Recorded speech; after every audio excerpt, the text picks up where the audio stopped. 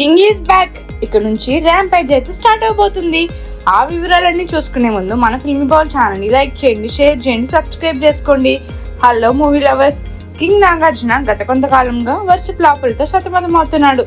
తోటి హీరోలు బాలకృష్ణ, చిరంజీవి, వెంకటేష్ వరుసగా 100 CR, 200 CR, 300 CR మార్కులు సునాయాసంగా దాటుతుంటే నాగ్ మాత్రం 100 కోట్ల మార్కు దూరంగా ఉన్నాడు.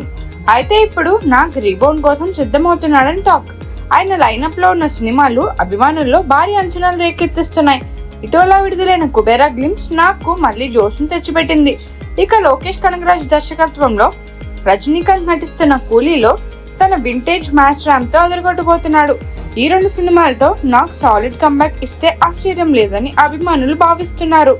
ఇదిలా ఉంటే కూలీలో నాగ్ నటనకు సూపర్ స్టార్ రజనీకాంత్ ఫిదా అయ్యారని, మరోసారి నాగ్ తో కలిసి పనిచేయాలని ఆలోచిస్తున్నారని వార్తలు వినిపిస్తున్నాయి. ఈ క్రమంలో జైలర్ 2లో నాగ్ ను ఫుల్ లెంత్ విలన్ రోల్ లో తీసుకోవాలని రజనీ సూచిస్తున్నట్టు సమాచారం. నాగ్ కూడా ఈ ప్రాజెక్ట్ కు గ్రీన్ సిగ్నల్ ఇచ్చారని టాక్. అయితే ఈ విషయంపై అధికారిక ప్రకటన రావాల్సి ఉంది. ఒకవేళ ఈ వార్తలు నిజమైతే నాగ్ మళ్ళీ తన స్టార్డమ్ ను చాటి టాలీవుడ్ లో ర్యాంపేజ్ సృష్టించడం ఖాయమని అభిమానులు ఆశిస్తున్నారు.